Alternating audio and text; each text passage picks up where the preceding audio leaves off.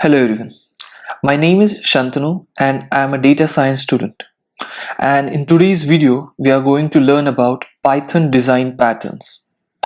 My education focused a lot on AI ML algorithms and its optimizations, where I became very passionate about this topic because it allows you to go from raw code to more abstract terms. So today's agenda is an introduction. Then we'll look into the history of design patterns. Thirdly, we'll understand what is a design pattern and why do we need design patterns. After that, we'll go with various categories in design patterns. And lastly, we will have some advantages of design patterns. Now, I would like to give a short history about design patterns. Mainly, design patterns didn't come from software engineering, but it came from the real world architecting, so really building buildings. And this man, Christopher Alexander, he was the, so to say, the founder of something that is called the pattern language. He wrote this book in the year 1977, where he actually proposed 53 design patterns or real world architects. From here, this pattern language became very interesting and popular for some other fields, for example, software engineering. And these four authors became the Gang of Four who introduced this design language in software engineering. And this book in the year 1994 was the first milestone in this area. Here they proposed 23 design patterns which are still used today.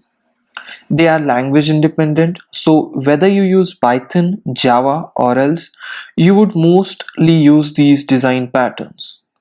This list got extended now by different people, so it's around 40 design patterns, and you can easily find them on Wikipedia if you would like to deep dive in it.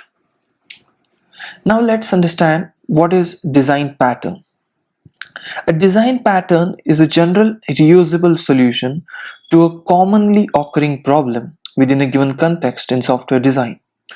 In other words, a design pattern is a blueprint or a template for solving a common problem that arises in software development. It is not a finished design that can be transformed directly into a source code or machine code. Instead, it is a description for how to solve a problem that can be used in many different situations. Design patterns can be implemented in many programming languages, including Python, and they are not specific to any programming paradigm or a framework. Then we'll look into why we need design patterns. So basically, design patterns provide a common structure for developers to follow when designing or building a software.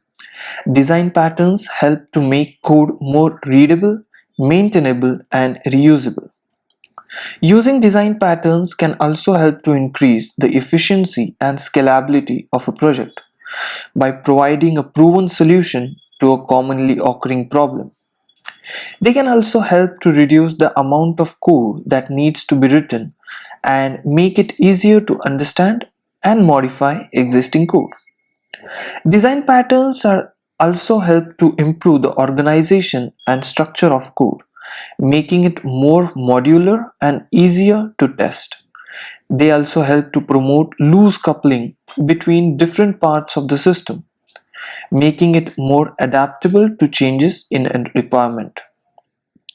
Overall, using design patterns help to improve the quality of code and make it easier to develop, maintain, and evolve software.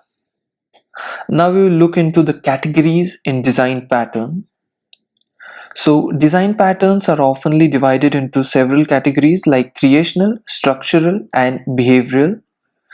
Creation patterns deal with object creation mechanism, try to create objects in a manner suitable to the situation.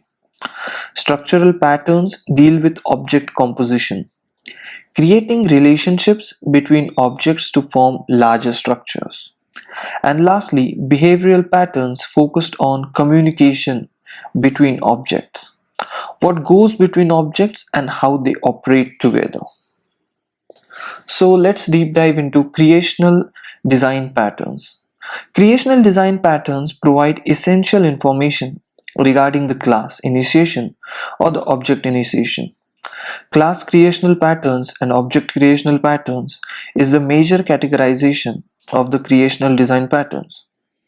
While class creation patterns use inheritance effectively in the process, object creation patterns use delegation effectively to get the job done.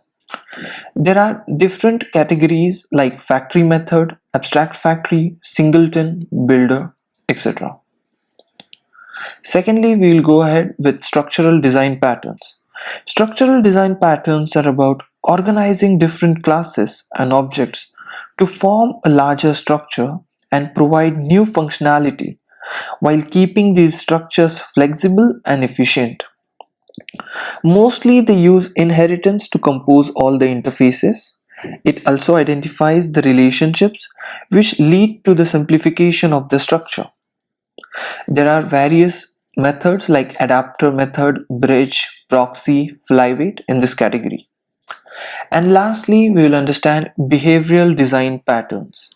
Behavioral design patterns are all about identifying the common communication patterns between objects and realize these patterns. These patterns are concerned with algorithms and the assignment of responsibilities between objects.